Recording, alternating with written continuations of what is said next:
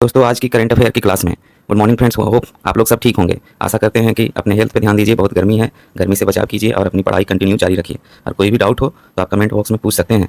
तो आज हम लोग पिछले क्लास का रिवीजन करते हैं। पिछले क्लास में हम लोगों ने पढ़ा था कौन आईपीएल इतिहास में सबसे अधिक कमाई करने वाले खिलाड़ी बन गए हैं। तो कौन है? विराट कोहली। विराट कोहली क्या बोलते हैं, विराट कोहली सबसे अधिक कमाई करने वाले, मतलब अब तक जो सीजन 2008 से लेकर 2026 तक चला उसमें सबसे अधिक कमाई करने वाले खिलाड़ी बन गए हैं। उनकी कमाई कितनी बताई गई थी? 230 करोड़। 230 करोड़ है केवल आईपीएल फ्रेंचाइजी से, और अपना इंडोर्समेंट वगैरह का उसमें कोई कमाई नहीं। दूसरे नंबर पे रोहित शर्मा, तीसरे नंबर पे एमएस धोनी है। और सबसे बार एमआई और सीएसके ने 5-5 बार आईपीएल ट्रॉफी जीती है। पिछले बार की ट्रॉफी आरसीबी ने जीती थी कल क्वालिफाई। फिर दूसरा क्वेश्चन है, हाल ही में आयोजित इंडियन सुपर लीग 2026 का खिताब किसने जीता? ईस्ट बंगाल एफसी ने जीता है। ईस्ट बंगाल क्या है? ईस्ट बंगाल एफसी ने ये जीता है। किस दिन? हर साल राष्ट्रमंडल दिवस मनाया जाता है। राष्ट्रमंडल दिवस हर एक साल का मनाया जाता है, तो 24 मई को मनाया जाता है। क्यों मनाया जाता है बताया था आपने। इन देशों के बीच एकता, सहयोग और साझा इतिहास का प्रतीक है। और जो भारत अभी ब्रिटिश साम्राज्य का हिस्सा रहे थे वो सारे देश को राष्ट्रमंडल देश कहा जाता है, इसीलिए राष्ट्रमंडल दिवस मनाया जाता है। किस भारत को कॉमनवेल्थ शतरंज संघ का अध्यक्ष चुना गया था? भरत सिंह चौहान को श्रीलंका के जो एनुअल मीटिंग होती है उसमें भरत सिंह चौहान को अध्यक्ष चुना गया। हाल ही में सामाजिक न्याय और अधिकारिता मंत्रालय द्वारा जीवन ऐप एप्लीकेशन लॉन्च किया। उसका फुल फॉर्म क्या है? Joint elderly empowerment and virtual assistance network है। जी जे फॉर हो गया ज्वाइंट, डबल ई फॉर हो गया elderly empowerment and virtual assistance network. इसका काम क्या है? 60 वर्ष या 60 वर्ष से अधिक के युवाओं को, मतलब बूढ़े लोगों को परेशानी ना हो, जीवन प्रमाण पत्र, चाहे वृद्धा पेंशन हो, चाहे एल्डर होम खोजने में, तो इसके लिए ऐप लॉन्च किया गया है। भारत और साइप्रस के बीच स्ट्रेटेजिक पार्टनरशिप हुआ है, तो उसके संबंध में विचार करने हैं। तो साइप्रस में भारत द्वारा शुरू किए गए इंडो पैसिफिक ओशन इनिशिएटिव से क्या क्या मिलेगा? ट्रेड, कनेक्टिविटी एंड मेरी टाइम ट्रांसपोर्ट में शामिल होने की आधिकारिक घोषणा की गई है। भारत में साइप्रस को अपनी आरोग्य मेजो पहल के तहत अपने प्रबंधन के लिए भीष्म क्यूब अस्पताल प्रणाली उपहार में दी गई थी। ठीक, ये दोनों आंसर सही है। हाल ही में डीआरडीओ और भारतीय नौसेना द्वारा उड़ीसा तट से एक हेलीकॉप्टर प्रशिक्षण स्वदेशी मिसाइल यानी एसएमएसआर छोड़ा गया था। तो वो क्या है? सरफेस टू एयर मिसाइल है। सरफेस टू एयर मिसाइल था, मतलब भूमि से हवा में मार करने वाली। उसका फुल फॉर्म क्या है? Naval anti ship missile short range. Naval anti ship missile short range. अब इसका काम क्या रहेगा? अब भारतीय नौसेना के द्वारा छोड़ा गया था, विकसित किसके द्वारा किया गया? डीआरडीओ के द्वारा विकसित किया गया है। शॉर्ट रेंज का है, सुपर गति इसकी क्या है? सुपरसोनिक है। हाई एक्सप्लोसिव प्रोजेक्शन बार हेड लगा होगा। इसका उद्देश्य क्या है? समुद्र में शत्रु के युद्धपोत जहाज को नष्ट करना है, ये यानी एसएमएसआर का मेन काम है। ताइवान ट्रेवलॉग उपन्यास जिसे हाल ही में अंतर्राष्ट्रीय स्तर पर इंटरनेशनल बुकर प्राइज दिया गया था। याद रखना है, ताइवान ट्रेवलॉग जो बुक है उसको इंटरनेशनल बुकर प्राइज दिया जाता है। तो इंटरनेशनल बुकर प्राइज कोई भी किताब हो अगर उसका इंग्लिश में रूपांतरण ट्रांसलेट हो जाएगा तो उसको मिल जाएगा, लेकिन जो बुकर प्राइज है वो इंग्लिश रूपांतरण पे नहीं मिलेगा। उसको जो जिस लैंग्वेज में है उसी लैंग्वेज में होगा तभी उसको मिलेगा क्या? Booker prize. तो ये किसके द्वारा ली? ये ताइवान ट्रेवलॉग जो है किस भाषा में लिखा गया था? तो मंदारिन जो चीन की भाषा है वो उसमें लिखा गया था। ग्रामीण स्वच्छता सर्वे 2025 में किस राज्य को ग्रामीण सफाई में सबसे अच्छा राज्य घोषित किया गया? तो बिहार। पूर्वी क्षेत्रों में बिहार को क्या है? सबसे अच्छा राज्य घोषित किया गया पूर्वी क्षेत्रों में। और इसी तरह से पूर्वी बिहार में कौन कौन से जिले हैं? भागलपुर और सुपौल जिलों में सबसे अधिक बढ़ोतरी की गई। अब बिहार की राजधानी पटना जानते हैं, मुख्यमंत्री सम्राट चौधरी जानते ही हैं। और यहाँ पे क्या है? देश की पहली जातीय जनगणना यहीं से स्टार्ट हुई। देश में पहली बार डिजिटल वोटिंग की सुविधा यहीं से शुरू हुई। और दरभंगा में एम्स की आधारशिला रखी गई। बामन वन किस राज्य और केंद्र शासित के पूर्ण विभाग द्वारा शुरू की गई एक पारिस्थितिकी और शैक्षिक पहल? तो दिल्ली के द्वारा शुरू किया गया था। बामन वन है जो दिल्ली के द्वारा शुरू किया गया है। क्यों शुरू किया गया? क्योंकि गर्मी लगातार बढ़ रही है, छोटे छोटे वन आवरण प्रदेश हमको बनाने हैं, इसके लिए एक पहल शुरू की गई है ताकि पारिस्थितिकी संतुलन बना रह सके। और इसकी एक विशेषता है कि लघु व पौधों की प्रजातियां शैक्षिक प्रदर्शनी और प्रकृति से जुड़े शिक्षण प्रोजेक्ट में शामिल किया गया इसको, बामन वन को। तो कल का हम लोग पूरा डिस्कशन पढ़ लिए। अब हम लोग आज के पहले क्वेश्चन की तरफ आगे बढ़ेंगे। हाल ही में भारत और किस देश की नौसेना के बीच द्विपक्षीय नौसैनिक विकास वरुणा का आयोजन अरब सागर में शुरू हुआ? तो पहला अभ्यास कौन है? वरुणा। वरुणा का अभ्यास कहाँ शुरू हुआ? तो अरब सागर में। क्वेश्चन आएगा, वरुणा जो इंडिया और फ्रांस के बीच होता है उसका अभ्यास कहाँ शुरू हुआ? अरब सागर में हुआ शुरू। तो तब यहाँ पूछेगा कि किस, मतलब नेवल एक्सरसाइज है, मतलब पहला क्या है? जमीन पर लड़ा जाएगा नहीं, हवा में लड़ा जाएगा नहीं, तो पानी वाला एक्सरसाइज है जिसका नाम क्या है? वरुणा है। फ्रांस के, इंडिया और फ्रांस के बीच द्विपक्षीय होता है और अरब सागर में होता है, तो इसका आंसर फ्रांस हो गया। अब अभ्यास का नाम वही वरुणा हो गया। फ्रांस और की नौसेनाओं के बीच हो गया। नौसेनाओं की शुरुआत कब हुई थी? इसकी 1993 में हुई थी और इसका वरुण नाम 2001 में दिया गया। वरुणा जो नाम दिया गया वरुण, वो क्या दिया गया? 2001 में दिया गया। परिचालन उद्देश्य क्या है? परिचालन तालमेल रखना है, समुद्री सुरक्षा को बढ़ावा देना, मेरी टाइम सिक्योरिटी बोलते हैं, क्षेत्र में शांति को बढ़ावा देना, पीस को बढ़ावा देना है, रीजनल पीस जो है। और इसके अन्य अभ्यास क्या है? गरुड़। गरुड़ किसके द्वारा किया जाता है? वायुसेना के द्वारा। शक्ति किसके द्वारा किया जाता है? थल सेना के द्वारा। और फ्रिंजेक्स किसके द्वारा? संयुक्त सैन्य अभ्यास है। तो गरुड़, शक्ति, ये सब किसके द्वारा किया जाता है? फ्रांस के द्वारा ही किया जाता है। और उसमें वरुण भी, गरुड़, शक्ति, वरुण तीनों याद रखना। गरुड़ हो गया क्या? गरुड़ मतलब हवा में उड़ता है तो वायुसेना हो गया। शक्ति क्या है? शक्ति का प्रदर्शन जमीन पे दिखाया जाता है याद करने के लिए, तो थल सेना हो गया। और वरुण हो गया क्या? वरुण मतलब वरुण हो गया पानी में, तो पानी के लिए क्या हो गया? वरुण अभ्यास हो गया। और फ्रिंजेक्स है जो संयुक्त सैन्य अभ्यास है। तो हम लोग इसके बारे में पढ़ लिए अरब सागर। अब इसी के बारे में डिटेल में चर्चा किया गया है। फ्रांस के नीचे सालाना एनुअल होता है समुद्र वरुणा, अरब सागर की लहरों पर शुरू हुआ है। इस युद्धाभ्यास में भारत की तरफ से स्वदेशी गाइडेड मिसाइल डिस्ट्रॉयर, पूछेगा कौन कौन शामिल हुए थे? डिस्ट्रॉयर और आधुनिक P-8I समुद्री गश्त विमान को कई हिस्सा ले रहे हैं। फ्रांस की नौसेना अपने सबसे खतरनाक परमाणु ऊर्जा से चलने वाली सबमेरिन और फाइटर जेट से लैस विमान को मैदान में उतरी है। परमाणु ऊर्जा से सबमेरिन चलती है उसके साथ ये उतरी है। अब यहाँ पे वही दिया गया कि भारत और फ्रांस के ऐसे क्वेश्चन पूछा जा सकता है, भारत और फ्रांस के संयुक्त सैन्य अभ्यासों के संबंध में कौन सा युग्म सम्मिलित है? तो वरुण नौसेना अभ्यास है, सही है। गरुड़ हवा वाला है तो वायुसेना हो गया। शक्ति थल सेना हो गया। तो तीनों के तीनों क्या है? सही है। तो क्वेश्चन आजकल ऐसे आ रहा है। तो कहाँ संपन्न हुआ? अरब सागर में संपन्न हुआ।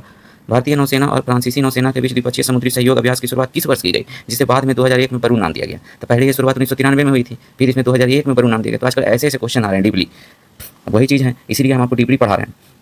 अब दूसरा है भारतीय नौसेना और ग्रीस की हेलेनिक नौसेना के बीच पहला द्विपक्षीय समुद्री अभ्यास भूमध्य सागर में कहाँ संपन्न हुआ? तो ये क्या है? भारतीय नौसेना, ठीक है, और ग्रीस की हेलेनिक नौसेना के बाद द्विपक्षीय, मतलब द्विपक्षीय मतलब दो आदमी है तो बाइलेटरल हो गया, समुद्री अभ्यास है। तो कहाँ हुआ? भूमध्य सागर में हुआ। वो कहाँ हुआ था? अरब सागर में। तो भूमध्य सागर को मेडिटेरियन सी बोलते हैं, अरब सागर को अरेबियन सी, अंडमान सागर को दक्षिणी चीन सागर को साउथ चाइना सी। तो भूमध्य सागर को मेडिटेरियन सी बोलते हैं। मेडिटेरियन सी में कौन सा देश था? कल साइप्रस पढ़ाए थे ना, साइप्रस देश था मेडिटेरियन सी का।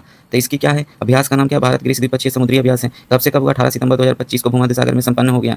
यह भारत और ग्रीस के बीच बढ़ते रक्षा सहयोग में महत्वपूर्ण उपलब्धि है। हार्बर फेज क्या है? 13 से 17 दिसंबर 2025 को सलामिस नौसेना बेस पर। इसमें क्रॉस डेक दौरे, पेशेवर बातचीत और सांस्कृतिक कार्यक्रम शामिल होंगे।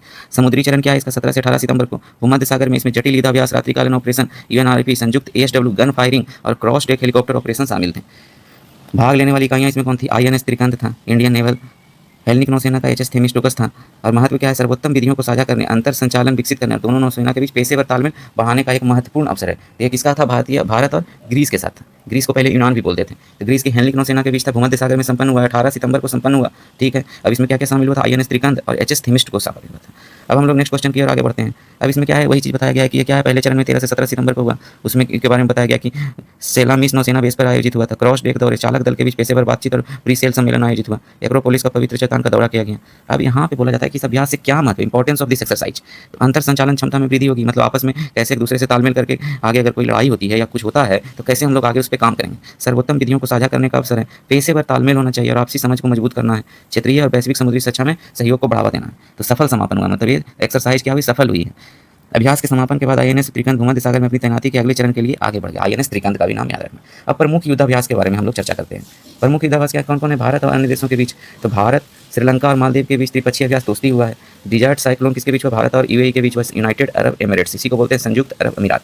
सूर्यकिरण किसके बीच हुआ? भारत और नेपाल के बीच हुआ है सूर्यकिरण। ऑसी इंडेक्स किसके बीच हुआ? भारत और ऑस्ट्रेलिया के बीच हुआ है। विनवेक्स किसके बीच हुआ? भारत और वियतनाम के बीच हुआ है। फिर अजय बैरियर किसके बीच हुआ है? भारत और ब्रिटेन के बीच हुआ है अजय बैरियर। पोखंड किसके बीच हुआ है? भारत और ब्रिटेन के बीच हुआ है। मित्र शक्ति किसके बीच हुआ है? भारत और श्रीलंका के बीच हुआ है। स्लीन में एसएल से श्रीलंका हो गया तो भारत और श्रीलंका के बीच हुआ है। समुद्र शक्ति भारत और इंडोनेशिया के बीच। बोंगो सागर भारत और बांग्लादेश के बीच। शक्ति, वरुण और गरुड़ अभी बताए थे। शक्ति किसका है? शक्ति हो गया किसके लिए? थल सेना के लिए। वरुण किसके लिए हो गया? वायुसेना के लिए। गरुड़ किसके लिए हो गया? बोलिए आप लोग कमेंट में, गरुड़ हो गया।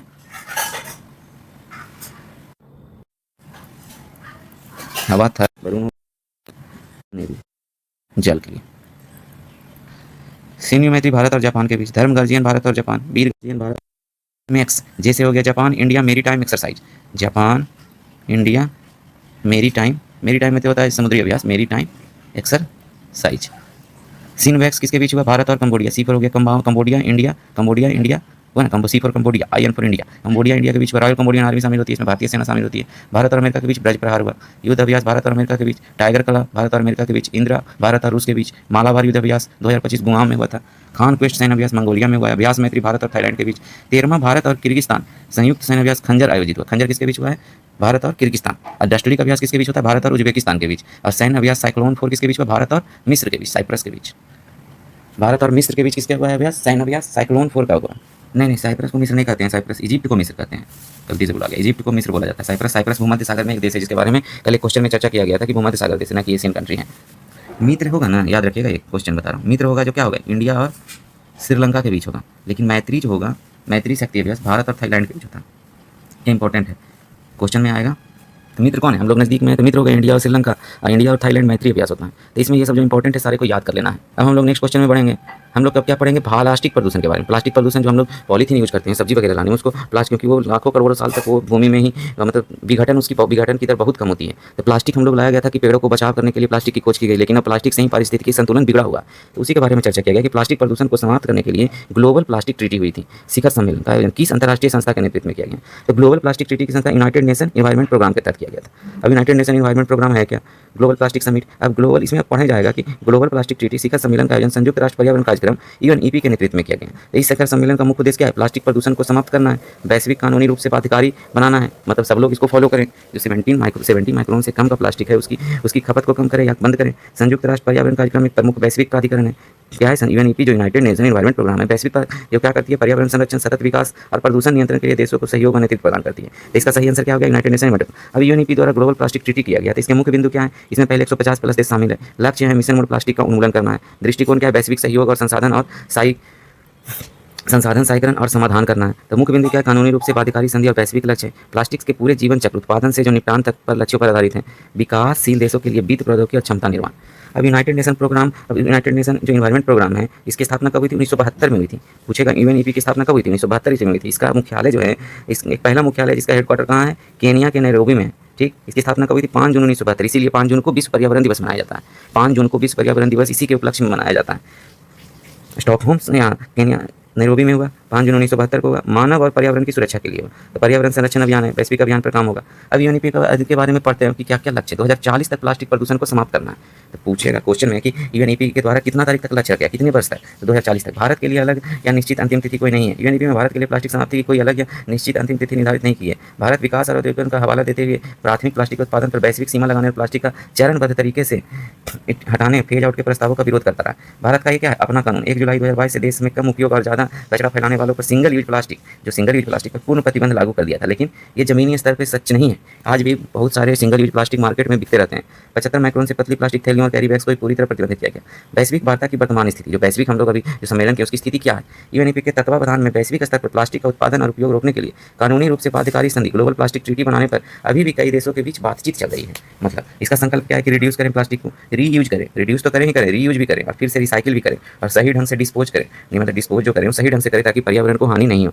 अब हम लोग इसके बारे में अभी देखिए, इसमें 2040 तक क्या है, प्लास्टिक प्रदूषण को लक्ष्य रखा गया है। भारत के लिए अंतिम तिथि कोई निर्धारित नहीं है। मुख्य कारण इसका बताया गया कि भारत प्राथमिक प्लास्टिक उत्पादन सीमा का विरोधी रहा है, चरणबद्ध तरीके से हटाने के प्रस्तावों का विरोध किया है। भारत का अपना कानून क्या बोलता है, 1 जुलाई 2022 से सिंगल यूज प्लास्टिक पर पूर्ण प्रतिबंध लग गया, जो जमीनी हकीकत में सच नहीं है। 75 माइक्रोन से पतली प्लास्टिक थैलियां और कैरी बैग्स प्रतिबंधित हैं। वार्ता की वर्तमान स्थिति क्या है, विभिन्न देशों के बीच वार्ता जारी है। कानूनी रूप से बाध्यकारी संधि बनाने पर चर्चा हो रही है। भारत विकास और औद्योगिकरण का हवाला देते हुए कच्चे प्लास्टिक पर सीमा लगाने का विरोध करता रहा। अब यूनाइटेड नेशन के बारे में पढ़े थे, तब यूनाइटेड नेशन के बारे में कुछ क्वेश्चन देख रहे हैं जैसे जो एग्जाम में पूछा जाता है। संयुक्त राष्ट्र पर्यावरण कार्यक्रम का वैश्विक मुख्यालय निम्नलिखित में से किस स्थान पे है, तो किस स्थान पे है, नैरोबी केनिया में है। अब क्या बोला जाता है, केनिया में तो है। अब केनिया में है तो उसके बारे में पूछे 5 जून को क्या मनाया जाता है, विश्व पर्यावरण दिवस। और प्रतिबद्ध विश्व पर्यावरण दिवस 5 जून को मनाया जाता है। 5 जून 1972 को इसकी क्या हुई थी, स्थापना हुई थी। इसीलिए 5 जून को क्या मनाया जाता है, वर्ल्ड एनवायरमेंट डे मनाया जाता है। तो 1972 में जो स्टॉकहोम सम्मेलन हुआ था उसके तहत इसकी स्थापना की गई। विश्व पर्यावरण दिवस जो 5 जून को मनाया जाता है, 1972 में स्टॉकहोम सम्मेलन, स्वीडन की राजधानी स्टॉकहोम है, वहाँ आयोजित किया गया। इसीलिए इसको स्टॉकहोम कॉन्फ्रेंस भी बोलते हैं, संयुक्त राष्ट्र मानव पर्यावरण सम्मेलन। अब हम लोग कुछ संस्था और देख लें। वर्ल्ड हेल्थ ऑर्गेनाइजेशन, विश्व स्वास्थ्य संगठन, इसका मुख्यालय कहाँ है, जिनेवा। जिनेवा कहाँ है, स्विट्जरलैंड में। बट WHO का हेडक्वार्टर कहाँ हो गया, जिनेवा। WTO कहाँ है, वर्ल्ड ट्रेड ऑर्गेनाइजेशन, इसका भी जिनेवा। तो WHO और WTO दोनों का हेडक्वार्टर कहाँ हो गया, जिनेवा में। यूनिसेफ बच्चों के जो छोटे बच्चे हैं उनके लिए यूनिसेफ प्रोग्राम के तहत पोलियो उन्मूलन का टीका उन्मूलन का कार्य किया गया। इसमें इसका हेडक्वार्टर कहाँ है, न्यूयॉर्क। इसका हेडक्वार्टर कहाँ है, न्यूयॉर्क USA में। और यूनेस्को जो वैश्विक जो धरोहर हैं उनकी रक्षा करता है वैश्विक धरोहर की, तो इसका यूनेस्को का हेडक्वार्टर कहाँ है, पेरिस फ्रांस में। वही पर WHO WTO क्या हो गया, जिनेवा में। यूनिसेफ हो गया न्यूयॉर्क में और यूनेस्को हो गया फ्रांस में और यूनिसेफ हो गया न्यूयॉर्क में। तो ये वेरी वेरी इंपॉर्टेंट है, इसको सारे को आप लोग को याद करके समझ भी लेना है। चलिए अब नेक्स्ट क्वेश्चन की ओर आगे बढ़ते हैं। हाल ही में किस वित्तीय नियामक संस्था द्वारा वित्तीय धोखाधड़ी को रोकने के लिए साइबर सिक्योरिटी रिजिलियंस फ्रेमवर्क के कड़े नियम जारी किए गए।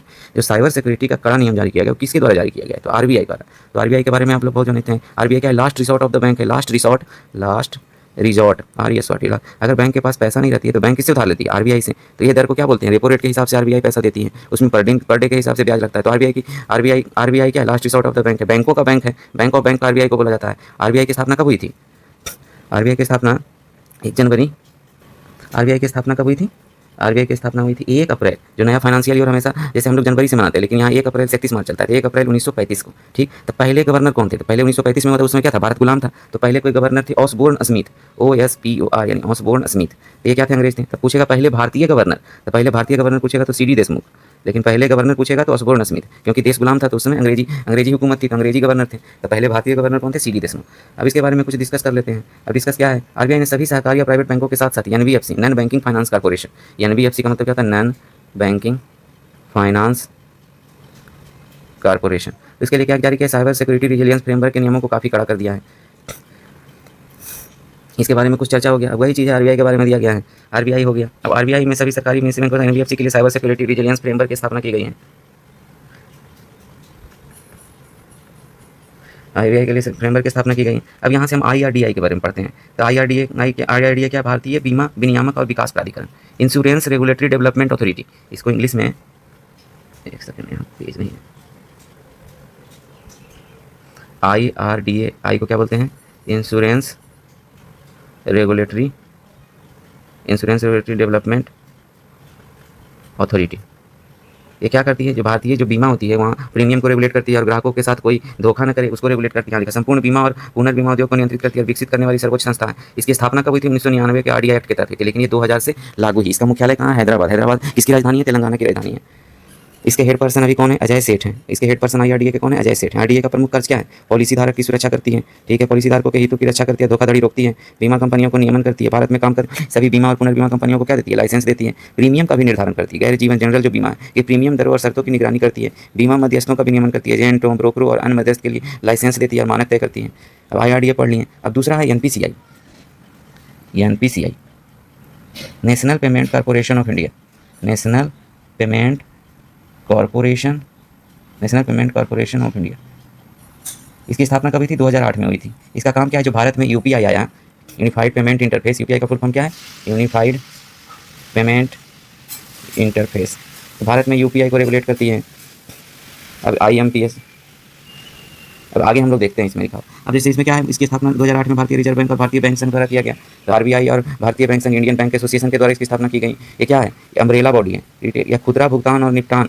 खुदरा मतलब जो हम लोग रिटेल में पेमेंट करते हैं और सेटलमेंट सिस्टम के संचालन के लिए एक छाता संस्था अम्ब्रेला बॉडी है। इसका हेडक्वार्टर कहाँ है, इसका हेडक्वार्टर कहाँ है, इसका हेडक्वार्टर NPCI के प्रमुख कार्य, डिजिटल भुगतान संबंधी बुनियादी ढांचा, भारत में सुरक्षित और कुशल डिजिटल पेमेंट जैसे UPI, IMPS और रुपे कार्ड और भीम तकनीकी बुनियादों का ढांचा तैयार करती है। वित्तीय समावेशन, देश के कोने कोने तक डिजिटल वित्तीय सेवाओं को सुलभ बनाती है। कैशलेस अर्थव्यवस्था को मजबूत देती है, जैसे बिना कैश के अर्थव्यवस्था को डिजिटल लेन देन होगा, जिससे क्या होगा, करप्शन भी घटेगा, सिस्टम ट्रांसपेरेंट बनेगा। तो ये क्या करती है NPCI जो खुदरा भुगतान है उसको सहयोग करती है। अब यहाँ पे बोला गया है, अब यहाँ पे हम लोग सारा पढ़ा दिए, वही चीज़ है पॉलिसी का कैसे। अब यहाँ पे हम लोग नेक्स्ट क्वेश्चन, अब यहाँ पे बोला गया हाल ही में चर्चा में रहा GSAT-32 उपग्रह मुख्य रूप से किससे संबंधित है। तो GSAT जो उपग्रह है किससे संबंधित है, तो GSAT-32 उपग्रह क्या है, संचार उपग्रह, कम्युनिकेशन सैटेलाइट है। देखिए GSAT क्या है, संचार उपग्रह। संचार मतलब जो हम लोग कम्युनिकेशन वो क्या बोलते हैं, जो हम लोग कम्युनिकेशन यूज करते हैं डेली लाइफ में, उसके लिए एक उपग्रह को भेजा जाता है, तभी हम लोग कम्युनिकेशन को ईजिली यूज कर पाते हैं। अब यहाँ पे GSAT के बारे में थोड़ा चर्चा की। अब GSAT को क्या बोला जाता है, जियो सिंक्रोनस सैटेलाइट बोला जाता है GSAT को। तो GSAT-32 को GSAT-N3 भी बोला जाता है, संचार उपग्रह। अब उसी के बारे में चर्चा किया गया, GSAT-32 या GSAT-N3 संचार उपग्रह। GSAT-32 जिसे GSAT-N3 भी कहा जाता है, क्वेश्चन आ जाएगा GSAT-N3, तो वो भी क्या है, संचार उपग्रह ही। तो किसके द्वारा विकसित किया गया, भारतीय अंतरिक्ष अनुसंधान संगठन ISRO द्वारा विकसित किया गया है। क्या है, अत्याधुनिक संचार उपग्रह है। इसका प्राथमिक उद्देश्य क्या है, इस उपग्रह का मुख्य रूप से देश में ब्रॉडबैंड, मोबाइल संचार और विमानों एवं समुद्री जहाज़ों में इंटरनेट को, मेरीटाइम कनेक्टिविटी को बढ़ावा देना है। जो हम लोग समुद्र में इंटरनेट यूज करते हैं वो किसके से यूज करते हैं, GSAT-32 से। तो इसी को बढ़ावा देने के लिए उपग्रह को छोड़ा गया है। अब इसका विकल्प क्या है, उपग्रह मूल रूप से GSAT-6 का उन्नत विकल्प है। जो अभी उपग्रह चल रहा है GSAT-6 से, उसका क्या है, एडवांस वर्जन है। कौन, GSAT-32, उसको GSAT-N3 भी बोला जाता है। इसकी क्षमता क्या है, high input satellite, HTS satellite जो अत्यधिक डेटा स्पीड और भारी मात्रा में डेटा ट्रांसफर करने में सक्षम है। अब यह क्या है, ब्रॉडबैंड सेवाएं देगा, मोबाइल संचार में मदद करेगा, इन फ्लाइट कनेक्टिविटी जो हम लोग एरोप्लेन में उसमें सहयोग देगा, समुद्री इंटरनेट कनेक्टिविटी देगा। इसकी श्रेणी क्या है, कम्युनिकेशन सैटेलाइट है। उद्देश्य तो बताई थी, ब्रॉडबैंड, मोबाइल संचार, इन फ्लाइट में कनेक्ट, हाई इनपुट सैटेलाइट है। LVM-3 रॉकेट, ये इंपॉर्टेंट है, किससे छोड़ा गया था, LVM-3 रॉकेट से। पूछेगा कि जो GSAT-32 पूरा है किस रॉकेट से प्रक्षेपित किया गया, तो LVM-3 रॉकेट से। Light vehicle LVM-3 rocket, LVM का मतलब क्या हुआ, launch vehicle mark. LVM launch मतलब लॉन्च की, व्हीकल किस व्हीकल से, और मार्क LVM, ठीक। अब ये क्या है, HTS। तो HTS के बारे में भी देख लें। HTS मतलब होता है high throughput satellite, high throughput, throughput satellite. ये सब इंपॉर्टेंट चीज़ें याद रख लीजिए। LVM-3 हो गया, लॉन्च व्हीकल मार्क हो गया, हाई थ्रूपुट हो गया, GSAT हो गया, जियो सिंक्रोनस हो गया। जियो सिंक्रोनस किसको बढ़ावा देगा, ये जो LVM-3 है, LVM-3 का डिजाइन ISRO द्वारा ही किया गया है। भारी जो जैसे चंद्रयान-3 4000 किलोग्राम से जो ऊपर रहता है सैटेलाइट, उसके प्रक्षेपण के लिए इसको डिजाइन किया गया है। चंद्रयान-3 इसी के द्वारा उपग्रह में भेजा गया था, याद रख लेना। मिशन का जीवन काल क्या है, 15 वर्ष है। और ISRO, अब नाविक के बारे में पढ़ते हैं। ISRO Indian space research organisation, ISRO का फुल फॉर्म क्या है, इंडियन स्पेस रिसर्च ऑर्गेनाइजेशन। ये क्या है, नेविगेशन विथ इंडियन कॉन्स्टेलेशन है। इसरो ने अपने अब तक के सबसे आधुनिक और ताकतवर नाविक का फुल फॉर्म क्या है, navigation with Indian constellation. Navigation with Indian constellation satellite को अंतरिक्ष की कक्षा में सफलतापूर्वक स्थापित कर दिया, जिसे AIDT। तो ये बहुत इंपॉर्टेंट क्वेश्चन ये आ सकता है। AIDT 02 क्या है, AIDT इसरो और नाविक के द्वारा सैटेलाइट के अंतरिक्ष कक्षा में सफलतापूर्वक स्थापित कर दिया गया नाविक को, इसे क्या कहते हैं, AIDT कहते हैं। इसरो ने CET, सी मतलब क्रायोजेनिक इंजन का सफल परीक्षण किया है। C फॉर क्रायोजेनिक हो गया, इस इंजन हो गया। इसरो भारतीय अनुसंधान संस्थान इसरो द्वारा स्कूल के बच्चों को कम उम्र में अंतरिक्ष विज्ञान और तकनीक से जोड़ने के लिए कौन कार्यक्रम, युविका 2000। हाल ही में युविका 2026 की शुरुआत की गई, जो कि इसरो के द्वारा स्कूल के बच्चों को क्या करना, मोटिवेट करना है और उसको अंतरिक्ष विज्ञान से जोड़ने के लिए युविका पहल की शुरुआत की गई। इसरो का 2026 का पहला mission PSLV, polar satellite launch vehicle. PSLV का मतलब क्या हुआ, polar satellite launch vehicle 62 fail हो गया था। दुनिया का सबसे बड़ा वाणिज्यिक संचार उपग्रह ब्लूबर्ड 2 इसरो ने 24 दिसंबर 2025 को LVM 3 M6 रॉकेट से लॉन्च किया। तो अभी आपको हम बताएं लॉन्च व्हीकल मार्क, LVM का मतलब बताइए। LVM किसके लिए डिजाइन किया गया, बड़े जो उपग्रह हैं जैसे चंद्रयान 3 को भी इसी से छोड़ा गया था, LVM 3 से ही। तो भारत के सबसे भारी कम्युनिकेशन सैटेलाइट CMS-03, ठीक है, भारत का पहला मानव अंतरिक्ष यान कौन है, गगनयान 2027 में लॉन्च होने की उम्मीद है, जिसमें क्या है, पहला मतलब मानव को कहाँ भेजा जाएगा, अंतरिक्ष में भेजा जाएगा। इसरो का पहला एनालॉग अंतरिक्ष मिशन लेह लद्दाख में लॉन्च किया गया। नासा और इसरो का संयुक्त प्रोजेक्ट क्या है, निसार है। निसार का मतलब ही होता है नासा प्लस इसरो, याद कर लेना। नासा कहाँ की अंतरिक्ष एजेंसी है, USA की है। इसरो कहाँ की है, इंडिया की। इसका हेडक्वार्टर कहाँ है, बैंगलोर में। चलिए अब हम लोग आगे क्वेश्चन देखते हैं। अब नेशनल सब नेशनल गवर्नेंस इंडेक्स किस संस्था द्वारा विकसित और लॉन्च किया गया, ये मिनिस्ट्री ऑफ स्टैटिस्टिक्स और प्रोग्राम इंप्लीमेंटेशन के द्वारा लॉन्च किया गया। सांख्यिकी और कार्यक्रम कार्यान्वयन मंत्रालय के द्वारा इसको जारी किया गया। अब ये होता क्या है, अब इसको क्यों जारी किया जाता है, इससे क्या होता है, स्वास्थ्य के बारे में जानकारी मिलती है, शिक्षा के बारे में, डिजिटल प्रशासन, वित्तीय प्रबंधन, फाइनेंस कैसे मैनेज करेंगे, सोशल कैसे डेवलपमेंट होगा, और बुनियादी ढांचा, जो हम लोग बुनियादी ढांचा फंडामेंटल जो उसकी यह इंडेक्स राज्यों की प्रगति को मापकर बेहतर नीति निर्माण और सतत विकास को क्या करती है, प्रोत्साहित करती है। नेशनल सब नेशनल गवर्नमेंट इंडेक्स क्या करती है, राज्यों की प्रगति को नापती है और उसमें क्या कमी रह गई है उससे पता चलता है। तो उससे क्या होता है कि वो अपना अपना विकास उस क्षेत्र में करते हैं। तो ये इतने क्षेत्रों पर आधारित है, स्वास्थ्य पर आधारित है, शिक्षा पर आधारित है, डिजिटल प्रशासन पे, फाइनेंस मैनेजमेंट पे है, सोशल सामाजिक विकास पे, सोशल डेवलपमेंट पे, बुनियादी ढांचा पे। किसके द्वारा जारी किया गया, सांख्यिकी और कार्यान्वयन मंत्रालय के द्वारा। इस इंडेक्स का उद्देश्य राज्यों और प्रदेशों के प्रदर्शन, सुशासन, नीति क्रियान्वयन और विकास संकेतकों का तुलनात्मक मूल्यांकन करता है। ठीक है, राज्यों की प्रगति को मापता है, बता ही दिया गया। और क्या है, कोऑपरेटिव फेडरलिज्म को सशक्त बनाने, जो सहकारी संघवाद है, इसको हिंदी में सहकारी संघवाद बोलते हैं। कोऑपरेटिव फेडरलिज्म को क्या बोलते हैं, सहकारी संघवाद। सहकारी संघवाद को सशक्त बनाती है, विकसित भारत के लक्ष्य को प्राप्त करने की दिशा में क्या है, महत्वपूर्ण पहल है। अब भारत के प्रमुख 5 संस्थान, उसका कार्य और महत्व भी देख लेते हैं। आरबीआई की स्थापना कब हुई थी, 1 अप्रैल 1935 को। आरबीआई को क्या कहता है, बैंकों का बैंक कहा जाता है, bank of bank, last resort of the bank. इसके पहले गवर्नर कौन थे, सर वो भी जी स्मिथ थे, ऑसबोर्न स्मिथ थे। और पहले भारतीय गवर्नर पूछेगा तो कौन थे, CD देशमुख थे। अभी के गवर्नर कौन है, आप लोग कमेंट में बताइएगा। अब इसके मुख्य कार्य क्या क्या है। अब जैसे अब इसको आरबीआई को क्या कहते हैं, इसमें आरबीआई को क्या क्या काम है, अब क्या बोलते हैं, बैंकर्स टू द गवर्नमेंट है, बैंकर टू द गवर्नमेंट भी है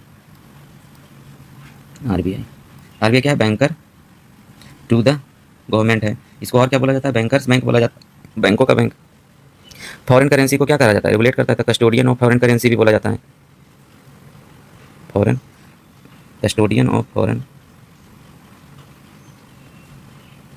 फॉरेन करेंसी हो गया। और क्या बोला जाता है इसको, अथॉरिटी ऑफ नोट इशू भी करता है, अथॉरिटी ऑफ नोट इशू।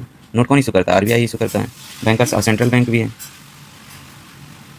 तो कितनी चीज़ इसको बोला जाता है, याद रखना है। फॉरेन एक्सचेंज, मुद्रा का नियंत्रक भी बोला जाता है हिंदी में इसको, अथॉरिटी ऑफ मुद्रा का नियंत्रक। आरबीआई को पहले हो गया, अभी का याद रखना है आरबीआई। और उसके बाद हम लोग पढ़ लें थोड़ा,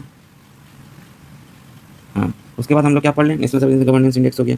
अब हम लोग नीति आयोग के बारे में पढ़ लें। अब नीति आयोग के बारे में क्या पढ़ना है, अब नीति आयोग की स्थापना कब हुई थी, 1 जनवरी 2015 को हुई थी। किसको रिप्लेस किया था, योजना आयोग को रिप्लेस किया था। योजना आयोग पहले चलता था ना, जो पंचवर्षीय योजना थी, उसको रिप्लेस किया। अब इसके किस चीज़ पे आधारित है, तो सहकारी संघवाद पे आधारित है। इसके अध्यक्ष कौन होते हैं, प्राइम मिनिस्टर होते हैं। उपाध्यक्ष कौन है, पहले उपाध्यक्ष कौन थे इसके, पहले उपाध्यक्ष अरविंद पंगड़िया थे। फर्स्ट उपाध्यक्ष हो गए अरविंद पंगड़िया, PAN पंगड़िया, अरविंद पंगड़िया। पहले CEO कौन थे, सिंधु श्री खुल्लर। अभी कौन है, निधि छिब्बर है। तो हम लोग नीति आयोग, आरबीआई, ये सब के बारे में हम लोग को पढ़ते चलना है पूरी डिटेल में। वही है, इसने 2015 में अब क्या करता है, इसका उद्देश्य क्या, केंद्र राज्य सरकार को रणनीतिक और दीर्घकालीन नीतिगत सलाह प्रदान करता है। सहकारी संघवाद पर आधारित है, सभी राज्यों की राष्ट्रीय नीतियों में शामिल करके संतुलित आर्थिक विकास देता है। क्या करता है, नवाचार, इनोवेशन को बढ़ाता है और सतत विकास, सस्टेनेबल डेवलपमेंट गोल की निगरानी करता है। जो 17 सस्टेनेबल डेवलपमेंट गोल बनाए गए हैं उसकी क्या करता है, निगरानी करता है। इसके कौन कौन सदस्य होते हैं, सभी राज्यों के मुख्यमंत्री। और क्या बोलते हैं, आपस में बैठ के समीक्षा करते हैं और जिस चीज़ में कमी रहती है उसके पे इसको क्या बोलते हैं, अपने राज्यों को विकास करते हैं उस क्षेत्र में। अब वित्त मंत्रालय, मिनिस्ट्री ऑफ फाइनेंस, इसके अभी मंत्री कौन है, निर्मला सीतारमण। भारत का केंद्रीय खजाना है, देश की राजकोषीय नीति, फिस्कल पॉलिसी और अर्थव्यवस्था को क्या करता है, संभालता है, फिस्कल पॉलिसी भी बनाता है, FIS फिस्कल पॉलिसी। बजट क्या, हर साल देश का आम बजट यूनियन बजट तैयार करता है और संसद में पेश करता है। आम बजट जो तैयार करने और पेश करने की जिम्मेवारी किसके पास रहती है, मिनिस्ट्री ऑफ फाइनेंस के पास, वित्त मंत्री। राजस्व और व्यय, यह टैक्स प्रशासन, सरकारी खर्च, निवेश और देश के ऋण को प्रबंधन करता है। ठीक है, अब इसमें अब हम लोग पढ़ेंगे महिला और बाल विकास मंत्रालय। तो महिला और बाल विकास मंत्रालय के मंत्री कौन है, आप लोग कमेंट करिए। Ministry of women and child development, इसको ministry of women and child development. महिला और बाल विकास मंत्रालय, तो अभी कौन मंत्री हैं इसकी, अन्नपूर्णा देवी। अन्नपूर्णा देवी, अन्नपूर्णा देवी क्या है इसकी मंत्री, पहले स्मृति ईरानी थी, अब अन्नपूर्णा देवी है। अभी कल्याणकारी योजनाएं हैं क्या क्या, महिलाओं के सामाजिक आर्थिक सशक्तिकरण, बच्चों के पोषण और उनके स्वास्थ्य से जुड़ी योजनाएं, जैसे मिशन पोषण 2.0 और मिशन शक्ति चलाता है। कौन चलाता है, महिला और बाल विकास मंत्रालय। तो महिला और बाल विकास मंत्रालय के मंत्री हो गए अन्नपूर्णा देवी। अब यहाँ सुरक्षा देता है, महिला और बच्चों के अधिकारों की सुरक्षा करता है, लैंगिक समानता को बढ़ावा देता है और घरेलू हिंसा जैसी सामाजिक बुराइयों के खिलाफ नीति और कानून लागू करता है। तो मेन काम इसका यही हो गया, ministry of women and child development का। अब सांख्यिकी और कार्यान्वयन मंत्रालय क्या करता है, जो स्टैटिक्स, आजकल डेटा का इंपॉर्टेंस बहुत ज़्यादा है, किस आदमी को क्या पसंद है, जैसे कोई चीज़ सर्च करते हैं मोबाइल में तो वही चीज़ आने लगता है, तो डेटा को कैप्चर करता है ताकि वही चीज़ें आदमी को दिखाई दे। तो इसीलिए डेटा आज के डेट में बहुत ज़्यादा जरूरी हो गया। तो वही स्टैटिक्स से तात्पर्य इस मंत्रालय से। ये क्या करता है, आंकड़े जुटाता है। किस चीज़ के आंकड़े जुटाता है, आर्थिक और सामाजिक विकास के लिए क्या जरूरी है, अधिकारी का जैसे GDP, महंगाई सूचकांक और बेरोजगारी के आंकड़े एकत्र और संकलित करता है और क्या करता है, प्रकाशित करता है। अब तो बेरोजगारी के आंकड़े जो जारी करता है वो भी बंद कर दिया गया है। यह केंद्र सरकार की प्रमुख परियोजनाओं की प्रगति पर क्या रखता है, नजर रखता है। अब इसके मंत्री कौन है, श्री राव इंद्रजीत सिंह। श्री राव इंद्रजीत सिंह इसके मंत्री हो गए। अब इसके बारे में हम लोग मोटा मोटी सारा कुछ हम लोग इतने से मतलब पढ़ लिए हैं। अब नेक्स्ट क्वेश्चन की ओर आगे बढ़ेंगे। चंद्रयान 3 किस वर्ष लॉन्च किया गया था, जिसे 2026 के गोडार्ड एस्ट्रोनॉमिक पुरस्कार से सम्मानित किया गया। अतः चंद्रयान 3 2023 में लॉन्च हुआ है। ठीक, अभी 2026 में उसको कौन सा पुरस्कार मिला, गोडार्ड एस्ट्रोनॉमिक पुरस्कार। ये बहुत वेरी इंपॉर्टेंट है। गोडार्ड एस्ट्रोनॉमिक्स पुरस्कार 2026 में दिया गया और चंद्रयान 3 को दिया गया। चंद्रयान 3 को किससे लॉन्च किया गया था, LBM-3 रॉकेट से लॉन्च किया गया था। अब उसी के बारे में पढ़ रहे हैं कि इसरो है, जो इंडियन स्पेस रिसर्च ऑर्गेनाइजेशन है, का चंद्रयान 3 मिशन 2023 में लॉन्च हुआ। इस ऐतिहासिक मिशन में क्या हुआ था, चंद्रमा के दक्षिणी ध्रुव पर सफल सॉफ्ट लैंडिंग हुई थी, जिसे कई प्रतिष्ठित पुरस्कारों से नवाजा गया। दक्षिणी पूछेगा, दक्षिणी चंद्रयान 3 में क्या हुआ था, दक्षिणी ध्रुव पे क्या हुआ, चंद्रमा के दक्षिणी ध्रुव पे सॉफ्ट लैंडिंग कराई गई थी। एक हार्ड लैंडिंग होता है, एक सॉफ्ट लैंडिंग होता है। अब आगे पढ़ेंगे। 14 जुलाई 2023 को लॉन्च हुआ था। कहाँ से लॉन्च हुआ था, श्री हरिकोटा से लॉन्च हुआ था। श्री हरिकोटा के सतीश धवन अंतरिक्ष केंद्र, जो कि आंध्र प्रदेश में है। चंद्रमा पर लैंडिंग कब किया था, 23 अगस्त 2023 को किया था। चंद्रमा के दक्षिणी ध्रुव के पास उतरने वाला दुनिया का पहला स्पेसक्राफ्ट बना, कौन, चंद्रयान 3 बना। तो ये वेरी इंपॉर्टेंट। अब इसको गोडार्ड एस्ट्रोनॉमिक पुरस्कार से सम्मानित किया गया है। ये क्या है, अमेरिकी विमानन व अंतरिक्ष संस्थान है। अमेरिकी विमानन व अंतरिक्ष संस्थान द्वारा इसे 2026 में अंतरिक्ष जगत के सर्वोच्च सम्मान से सम्मानित किया गया। IAF वर्ल्ड स्पेस अवार्ड द्वारा भी सम्मानित किया गया है। IAF इंडियन एस्ट्रोनॉट महासंघ फेडरेशन, इंडियन एस्ट्रोनॉट फेडरेशन, नहीं इंडियन कहाँ से होगा, हमें इंडियन एयरफोर्स वाला हमको ध्यान में आ गया। नहीं इंडियन, यहाँ अंतर्राष्ट्रीय तो इंटरनेशनल होगा ना, इंटरनेशनल का क्या होगा, ये से एस्ट्रोनॉटिकल और ये आपसे क्या होगा, फेडरेशन होगा। तो इंटरनेशनल एस्ट्रोनॉट द्वारा क्या किया, इसको चंद्रयान की सफलता अनुसंधान के क्षेत्र में नई ऊंचाई पर पहुंचाया, देश का नाम विश्व भर में क्या किया, गौरवान्वित किया। ओके, अब चंद्रयान 3 मिशन के उपलब्धियों के बारे में देखते हैं। 2023 में लॉन्च किया गया। ठीक है, चंद्रमा के दक्षिणी ध्रुव पर सफल सॉफ्ट लैंडिंग हुआ है। गोडार्ड एस्ट्रोनॉटिकल अवार्ड से सम्मानित किया गया, IAF वर्ल्ड स्पेस अवार्ड से। अब मिशन की यात्रा क्या है, 14 जुलाई 2000 यात्रा। पृथ्वी की कक्षा में प्रवेश कब हुआ, 16 जुलाई 2023। चंद्रमा की कक्षा में प्रवेश 5 अगस्त 2023 को। सफल सॉफ्ट लैंडिंग कब हुआ था, 23 अगस्त 2023 को दक्षिणी ध्रुव के पास हुआ। और मिशन का उद्देश्य क्या है, पृथ्वी और चंद्रमा की वैज्ञानिक जानकारी एकत्र करना। पृथ्वी और जो चंद्रमा की वैज्ञानिक जानकारी एकत्र करना है। अरे संरचना और खनिजों का अध्ययन करना है। चंद्रमा की सतह में कौन कौन खनिज पाए जाते हैं उसके अध्ययन करना है। चंद्रमा के दक्षिणी ध्रुव में पानी की उपस्थिति पता लगाना है। और चंद्रमा के वातावरण में किस संरचना का अध्ययन करना है, कि कौन सा, जैसे हम लोग यहाँ टोपोस्फेयर है ना, जैसे हेमिस्फेयर है, टोपोस्फेयर, उसी तरह की कौन कौन लेयर से चंद्रमा घिरा हुआ है। भविष्य के चंद्र अभियानों के लिए तकनीकी क्षमता का विकास और प्रदर्शन करना है। तो चंद्रयान 3 की महत्वपूर्ण उपलब्धि क्या, भारत को अंतरिक्ष अन्वेषण में वैश्विक नेतृत्व की स्थिति में स्थापित किया। मतलब सब जगह भारत का डंका बजा कि भारत आगे, और दुनिया में चंद्रमा के दक्षिणी ध्रुव पर पहला देश बन गया। दक्षिणी ध्रुव पे सॉफ्ट लैंडिंग कराने वाला पहला देश कौन बना, भारत बन गया। वैज्ञानिक अनुसंधान के लिए नए द्वार खोले गए और भविष्य के मिशनों की राह आसान हो गई है। अब हम लोग नेक्स्ट क्वेश्चन की बात करते हैं। किस देश के वैज्ञानिकों ने दुनिया का फसलों के लिए AI आधारित जीन एडिटर विकसित किया। किस देश के वैज्ञानिकों ने फसलों के लिए AI आधारित जीन एडिटर विकसित किया था, कौन सा देश है, भारत। फसलों के लिए दुनिया का पहला AI आधारित जीन एडिटर भारत ने विकसित किया। विकसित करने वाला कौन था, ICAR, Indian council of agriculture research के द्वारा केंद्रीय चावल अनुसंधान का हेडक्वार्टर कहाँ है, कटक में। यही चीज़ अब इंटरनेशनल का पूछेंगे। तो इंटरनेशनल का जब पूछेंगे तो उसका कहाँ है, अब जैसे केंद्रीय चावल अनुसंधान अंतर्राष्ट्रीय का पूछेगा तो कहाँ है, फिलीपींस में है। फिलीपींस के मनीला में है। ये दो फैक्ट हम लोग याद कर लिए। जीन एडिटर का नाम क्या है, प्लांट ओपन क्रिस्पर 1, POC1 याद रखना। ये जीन कौन सा है, plant open CRISPR, CRISPR 1, POC1 के द्वारा जीन एडिटर। इसका फायदा क्या होगा, पौधों के DNA में सटीक बदलाव करके कम पानी और सूखे में बदलते मौसम का सामना करने में क्या होगा, सक्षम होगा, फसलें उगाई जा सकेगी। मुख्य विशेषता क्या है, जीन एडिटिंग के लिए बैक्टीरिया और सूक्ष्मजीवों पर निर्भर रहना पड़ता था, लेकिन यह दुनिया की पहली ऐसी तकनीक है जिसे पूरी तरह से AI की मदद से डिजाइन किया गया है। AI की मदद किया गया, फिर जीन एडिटिंग किया गया, जिससे क्या हो, बेहतर फसल हो। क्या करेगा ये, खाद्य सुरक्षा को मजबूत करेगा, कृषि में जलवायु परिवर्तन के प्रभाव को क्या करेगा, कम करेगा, क्योंकि अब कम पानी में भी फसल उग जाएगा। उसके बाद क्या, किसानों की आय बढ़ाने में सहायक होगा, भारत को कृषि तकनीक में आत्मनिर्भर बनाएगा। तो मेन उद्देश्य इसका यही है। अब आंसर क्या होगा, कौन सा जीन का नाम क्या है, CRISPR 1 किसके द्वारा विकसित किया गया, भारत के वैज्ञानिकों द्वारा विकसित किया गया, ये आधारित। अब नेक्स्ट क्वेश्चन पढ़ेंगे, किसे 2025 के लिए संयुक्त राष्ट्र military gender advocate of the year पुरस्कार दिया गया?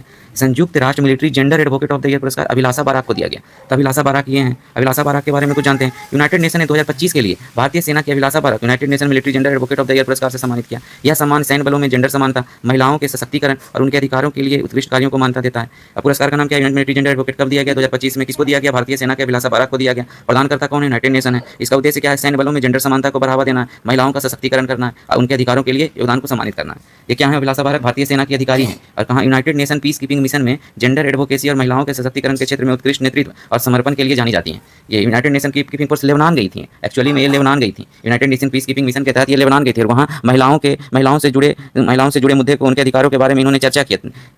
इन्होंने विभिन्न प्लेटफॉर्म पर महिलाओं के अधिकारों, जेंडर संवेदनशीलता और समावेशी वातावरण को बढ़ावा दिया लेबनान के। अब हाल ही में मिले प्रतिष्ठित पुरस्कार और सम्मान के बारे में पढ़ते हैं। हाल ही में कौन कौन से पुरस्कार किनको मिले? अब हम आज के टॉपिक में हम लोग प्रतिष्ठित पुरस्कार और सम्मान की भी चर्चा करेंगे जो कि 2026 में प्राप्त किया गया। जो इंपॉर्टेंट सम्मान है, परीक्षा के लिए खास इंपॉर्टेंट है, तो थोड़ा ध्यान दीजिए। भारतीय मूल के मिल ने खनिंजकी में दक्षिण अफ्रीका के सर्वोच्च नागरिक सम्मान ऑर्डर ऑफ मेरिट से सम्मानित किया गया है। प्रोफेसर संजीव अहूजा नरलिन और प्रोफेसर शैलेश केंसपा, ठीक है। भारतीय युवा वैज्ञानिक डायरेक्टर मैथिली राज ओरिका ने यंग वैज्ञानिक इन्वेस्टमेंट अवार्ड प्रदान किया गया है।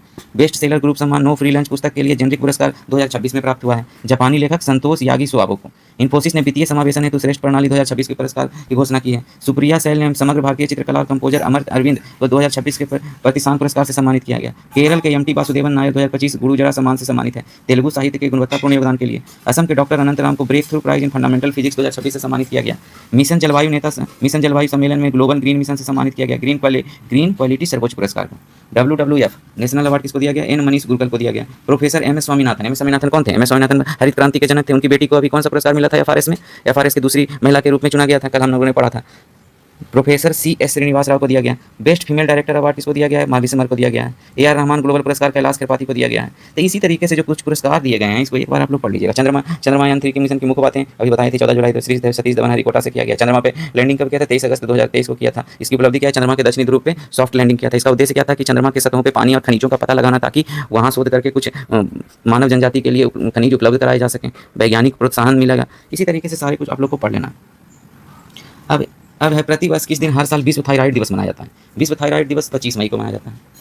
विश्व थायराइड दिवस कब मनाया जाता है? 25 मई को मनाया जाता है। तो 25 मई को दुनिया भर में थायराइड जागरूकता अभियान और कार्यक्रम के लिए इसको मनाया जाता है। शुरुआत कब हुआ था? 2008 में यूरोपियन थायराइड एसोसिएशन द्वारा प्रारंभ किया गया। थायराइड रोगों के प्रति जागरूकता बढ़ाने के लिए, समय पर जांच के लिए प्रेरित करने के लिए, क्योंकि थायराइड रोग आजकल आम हो गया है। 10 में से 5 आदमी को थायराइड है। विश्व थायराइड दिवस वर्ल्ड थायराइड डे कब मनाया जाता है? 25 मई को मनाया जाता है। इस दिन थायराइड रोगों के प्रति जागरूकता बढ़ाने, समय पर जांच, सही निदान और उचित उपचार के महत्व को समझाने के लिए समर्पित किया गया 25 मई को। थायराइड रोगों के लक्षण, कारण और उपचार के बारे में क्या करना है? जागरूकता फैलाना है। समय पर जांच हो, निदान हो। अब ये थायराइड ग्रंथि के बारे में थोड़ा देख लेते हैं। थायराइड ग्रंथि हमारी गर्दन के सामने स्थित होती है, ठीक। उसमें क्या होता है? T3 होता है, TFL होता है, TSH होता है। T3, T4 और कोलेस्टेरोनिन बनाती हैं जो शरीर के मेटाबॉलिज्म, विकास, ऊर्जा और तापमान को नियंत्रण करती है, मतलब गर्मी जो सर्दी लगती है उससे। T3, T4 और TSH। थायराइड में गड़बड़ी होने पर हाइपोथायराइड ग्वाइटर रोग भी होता है, घेंघा रोग जिसको बोलते हैं, और थायराइड कैंसर जैसी समस्या भी हो सकती है। थायराइड कैंसर भी हो सकता है। 25 मई को क्या होता है? वर्ल्ड थायराइड डे मनाया जाता है। तो इसमें क्या है? भूखे पेट नहीं रहना, सुबह नाश्ता कर लेना है। क्या होता है? आयोडीन की कमी से आयोडीन युक्त भोजन करना है। थायराइड का रखे ध्यान। विश्व फुटबॉल दिवस 2026 किस वर्ष तिथि को मनाया जाता है? तो विश्व फुटबॉल दिवस भी 25 मई को मनाया जाता है। यह क्यों मनाया जाता है? संयुक्त राष्ट्र नेशन जनरल असेंबली द्वारा 2024 में इसकी घोषणा की गई। इसका उद्देश्य क्या है? शांति, दुनिया में शांति स्थापित करना, समावेशिता और युवा सशक्तिकरण को क्या है? बढ़ावा देना है। शांति, समावेशिता और युवा शक्ति को बढ़ावा देना है। फुटबॉल दुनिया का सबसे क्या लोकप्रिय खेल है जो 200+ को आपस में जोड़ता है। खेल आपस में जोड़ता है, जैसे क्रिकेट देखते हैं। 1924 के पहले पेरिस ओलंपिक में पहले अंतर्राष्ट्रीय फुटबॉल टूर्नामेंट के 100वें वर्षगांठ की याद में इसको बनाया गया। किसको? विश्व फुटबॉल दिवस को। तो 1924 के पहले ओलंपिक, पेरिस ओलंपिक जो हुआ था, उसके पहले अंतर्राष्ट्रीय 100वां वर्षगांठ की याद में किसको बनाया गया? विश्व फुटबॉल दिवस को बनाया गया। फुटबॉल दुनिया में सबसे ज़्यादा खेला जाने वाला खेल है। अब हम लोग इंपॉर्टेंट डे देखेंगे। इंपॉर्टेंट डे में 1 मई को अंतर्राष्ट्रीय श्रम दिवस, महाराष्ट्र डे और गुजरात डे। 3 मई को विश्व प्रेस फ्रीडम डे। विश्व प्रेस फ्रीडम में कौन आ गया? नॉर्वे। इसको जारी कौन करता है? World press freedom day. Norway पहले नंबर पे है। इसको जारी करता है रिपोर्टर्स विदाउट बॉर्डर्स। और 5 मई को विश्व एथलेटिक्स दिवस, 8 मई को विश्व रेड क्रॉस दिवस और 11 मई को राष्ट्रीय प्रौद्योगिकी दिवस है और 18 मई को विश्व एड्स वैक्सीन दिवस है। और अभी हम लोग क्या पढ़े थे? 25 मई को क्या है? फुटबॉल दिवस है। 25 मई को वर्ल्ड फुटबॉल डे है। अभी थायराइड डे भी हम लोगों ने पढ़ा। वर्ल्ड थायराइड डे कब हो गया? आप लोग कमेंट में बताइए। वर्ल्ड थायराइड डे कब हो गया? और विश्व जैव विविधता दिवस 22 मई को हो गया। ये बहुत इंपॉर्टेंट है विश्व जैव विविधता दिवस। 2-3 दिन पहले हम लोगों ने विश्व मधुमक्खी दिवस के बारे में भी पढ़ा। और 23 मई को क्या है? विश्व कछुआ दिवस। तो ये कुछ इंपॉर्टेंट डे हैं जिनको आप लोग को याद करना है। वर्ल्ड थायराइड डे के बारे में आपको बताना है। अब previous question of the day है, सिलीगुड़ी चिकन ने किन 2 देशों के बीच स्थित है जिसके बड़े हिस्से में पश्चिम बंगाल सरकार ने केंद्रीय एजेंसियों को स्थानांतरित किया है? ठीक। अब इसका आंसर आपको बताना है। अब कल बताना है कि कब सिलीगुड़ी चिकन है, किसके बारे में आपको 2-3 क्लास पहले मैंने थैंक्स फॉर वॉचिंग। अब हम लोग कल मिलते हैं। आप लोग इसको रिवीजन कीजिए और कोई दिक्कत हो तो कमेंट बॉक्स में पूछिए।